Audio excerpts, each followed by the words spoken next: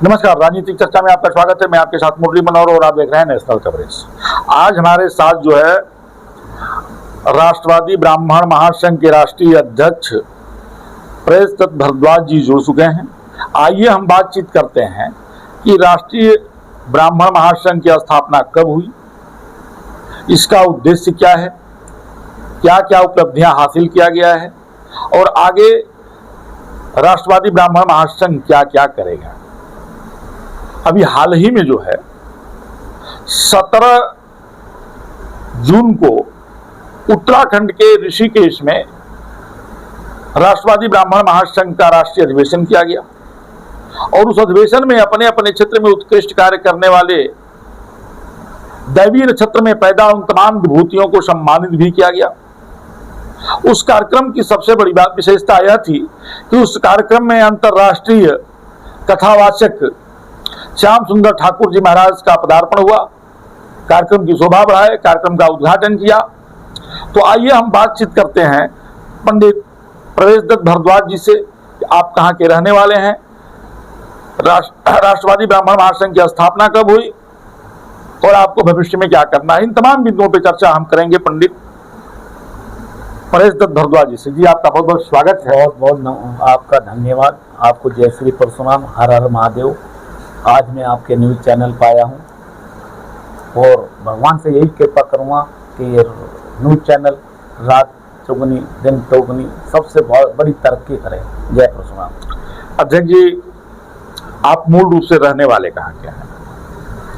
मैं जिला मुजफ्फरनगर लगता है जी, जो बॉर्डर मेरठ पर आता मेरा गांव है भम्मा खेड़ी जी। आपने हस्तनापुर क्षेत्र सुना होगा? जी जी। हस्तनापुर हमारा क्षेत्र लगता है।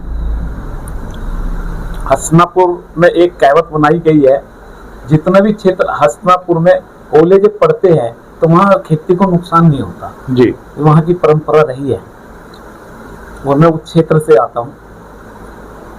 आपके मन में कब यह संकल्प आया कि हमें जो है ब्राह्मणों को संगठित करना चाहिए और राष्ट्रवादी ब्राह्मण महासंघ की स्थापना की आपने? देखिए, हम शुरू से ही जो हमारा परिवार की से मैं पहले से ही ज्ञान मिला है परिवार से, क्योंकि हमारे जो परिवार के जो हमारे दादा रहे हैं वे दंडी स्वामी रहे हैं जी। उन्होंने दंड लेकर दंडी स्वामी के रूप में उन्होंने 44 साल अन्न छोड़ा और तपस्या की है जी। हम उस संतों की संतान हैं और हमने सेवा भाव, हमारे पिताजी हमेशा सेवा भाव में लगे रहते हैं और हमसे भी उनसे ज्ञान मिला है, यानी कि हमारे ही पिताजी हमारे गुरु हैं। राष्ट्रवादी ब्राह्मण महासंघ का उद्देश्य क्या है? आपने किस उद्देश्य के लिए इसकी स्थापना किया था? राष्ट्रवादी ब्राह्मण महासंघ की 2018 में स्थापना हुई, फिर उसके बाद में कोरोना काल आ गया 19। हम राष्ट्रवादी ब्राह्मण महासंघ के द्वारा एक बहुत बड़ा ब्राह्मण रसोई के रूप में 54 दिन लगातार हम लोगों ने और सभी हमारे कार्यकर्ताओं ने, हमारे पदाधिकारियों ने मिलकर 54 दिन रसोई चलाई, जिसमें 15 से 2000 लोग खाना देने का काम हमारे संगठन के सब पदाधिकारियों ने मिलकर किया। और हम उस रसोई में ना किसी विधायक से सहयोग लिया, ना किसी चेयरमैन से सहयोग लिया, ना हमने किसी सरकारी सहयोग लिया, सब अपने पैसे से किया और हमने सब गरीब लोगों को 36 बिरादरी को भोजन देने का काम किया, उनके घर जाकर भोजन देने का काम किया। सबसे पहले उपलब्धि संगठन की ये है। आगे क्या करना है? दूसरी उपलब्धि आपको मैं बताना चाहता हूँ कि 4 धाम उत्तराखंड के जी, जिसमें यमुनोत्री, गंगोत्री, केदारनाथ, बद्रीनाथ धाम आते हैं जी। उसका एक भारत सरकार ने उसका निजीकरण के लिए एक समिति बनाई और उस निजीकरण को लागू करने के लिए 4 धाम जो समिति थी उस पर दबाव डाला। उस समिति की बात मैं उस टाइम कर रहा हूँ जब कोरोना काल चल रहा था, यानी कि 21 में जी, भयानक वाला। तो वहाँ के कुछ लोग हमसे संपर्क करते हैं, तो हमने वो आंदोलन यानी कि केदारनाथ पर जाकर हमने एक आंदोलन किया, धरना प्रदर्शन किया, और उस धरने प्रदर्शन का असर इतना पड़ा कि सरकार को अपना जो कानून था वो वापस लेना पड़ा, और आज जैसी स्थिति में पहले था ऐसे ही 4 धाम आज भी चल रहे हैं। हमें मतलब ये था कि जो गरीब लोग आज दर्शन कर लेते हैं, लेकिन उस टाइम अगर सरकार का निजीकरण होता तो बड़े बड़े अमीर लोग जैसे रिलायंस है और बड़ी बड़ी जो कंपनियां हैं उस पर आकर बड़े बड़े होटल बनाती, बड़ी बड़ी व्यवस्था करती, लेकिन वो गरीब लोगों से भगवान केदारनाथ, बद्रीनाथ, गंगोत्री, यमुनोत्री सब दूर हो जाते। उनका एक सपना रह जाता कि हम कैसे दर्शन किए जाए। लेकिन हमने, हमारे संगठन ने और उत्तरांचल के लोगों ने जो लड़ाई लड़ी वे धन्य है। शंकराचार्य जी भी उसमें शामिल रहे, उन्होंने सबने लड़ाई लड़ी। आज हम वो सरकार ने वापस कानून ले लिया, तो हमारी कहीं ना कहीं बहुत बड़ी विजय है, बहुत बड़ी विजय है जी। देखिए आगे आपको क्या करना है? देखिए हमारा मकसद क्या है, संगठन चला रहे हैं, 24 प्रदेशों में संगठन है, और 6ठा अधिवेशन हमारा ऋषिकेश में हुआ 17 जून को, 17 जून को जी, ऋषिकेश में हमारा संगठन। लेकिन वो जो अधिवेशन था वो एकदम ऐतिहासिक अधिवेशन था, और पूरे भारत से प्रतिनिधि उसमें भाग लेने आए थे। जम्मू कश्मीर से लेकर के कन्याकुमारी तक के लोग उसमें थे, अरुणाचल से लेकर के झारखंड, बिहार और उड़ीसा तक के लोग उसमें आए हुए थे। और सबसे बड़ी बात उस कार्यक्रम का था कि उसमें महिलाओं ने भी बड़ा चढ़ बढ़ करके भाग लिया था। ये कैसे संभव हो पाया था ऋषिकेश में? देखिए ये सब संगठन के जो पदाधिकारी होते हैं, कार्यकर्ता होते हैं, वो रूपरेखा बनाते हैं। मैं तो धन्य हूँ जो चारों तरफ भारत की चारों दिशा से लोग उसमें शामिल हुए।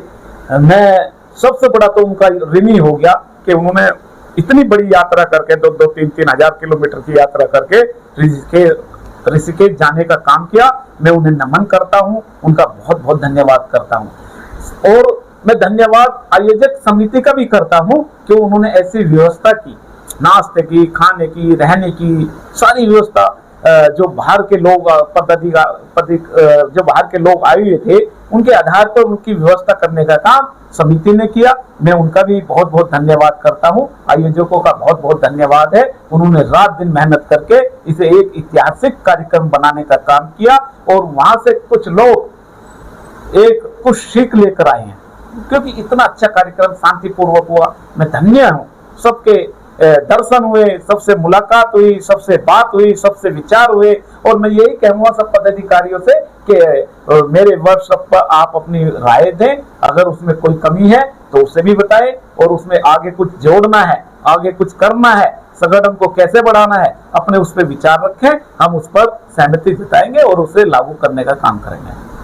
अध्यक्ष जी, अंतिम सवाल 30 सेकंड में हम आपसे जानना चाहते हैं कि संगठन आगे क्या करना चाहता है? देखिए, संगठन का मतलब है ब्राह्मणों पर अत्याचार न हो, उसके लिए हम लड़ाई लड़ेंगे, लड़ते आए हैं, आगे भी लड़ेंगे। और ये उत्तर प्रदेश में, आप जिस प्रदेश से बिलोंग करते हैं, लगभग जो है सैकड़ों ब्राह्मणों की हत्या की जा चुकी है, उस पे आपका क्या रुख है? जो हत्याएं हुई हैं, हम समय समय पर हर जनपद में पहुंचने का काम किया है, उनके परिवारों को मदद देने का काम किया है। और रही बात हत्याएं, वाकई में हत्याएं हुई हैं, मैं मानता हूं कि लगातार हत्याएं हो रही है, अब भी हो रही है। कहीं ना कहीं ब्राह्मण समाज को इसलिए निशाना बनाया जा रहा है कि ब्राह्मण समाज सनातन धर्म को बढ़ाने का काम करता है, और वे लोग पहले से ही, लेकिन माना जा रहा है कि केंद्र से लेकर के प्रदेश तक की जो सरकार है वो सनातनियों की सरकार है और सनातन सरकार का कब्जा है। लेकिन अयोध्या में अभी जो है लगभग 2000 करोड़ से भी ऊपर चंदा चोरी का मामला आया है। चंपत राय ने इस्तीफा दे दिया है और तमाम कर्मचारियों को जेल भी भेजा गया है। इसके बारे में आपका क्या कहना है? आस्था के साथ खिलवाड़ अयोध्या में किया गया है। मैं आपको बताना चाहता हूँ, भगवान राम जिन्होंने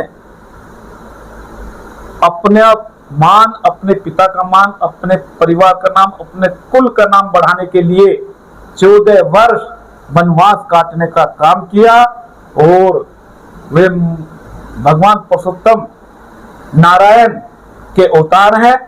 लेकिन उन्होंने जिसने भी ये कार्य किया है, यानी भगवान के दरबार में, भगवान के मंदिर में चोरी की है, वो कहीं ना कहीं उसका नाश और उसका विनाश सत्य है, वो भगवान की कृपा हुई है कि जल्द ही उन्होंने अपना खुलासा खुद कर दिया है। अपराधी कोई भी हो, बचना नहीं चाहिए। अगर बचेगा तो राष्ट्रवादी ब्राह्मण महासंघ बहुत बड़ा आंदोलन करके उस चेहरे को, उन नकाबों को उतारने का काम करेगा। तो आप सुन रहे थे राष्ट्रवादी ब्राह्मण महासंघ के राष्ट्रीय अध्यक्ष पंडित प्रेसदत्त भारद्वाज जी का। आपका स्पष्ट कहना था कि अयोध्या चंदा मामले में कोई बचना नहीं चाहिए, और अगर किसी को सरकार के द्वारा बचाया जाता है, कोई बचता है, तो राष्ट्रवादी ब्राह्मण महासंघ जो है उनको बेनकाब करेगा, उनको जनता के बीच में ले आएगा और उनको सजा दिलाने का हर संभव प्रयास करेगा। बुढ़ी मनोहर के साथ प्रिंस खासी पोडा बने रही हमेशा। तो देखते हैं नेशनल कवरेज। धन्यवाद।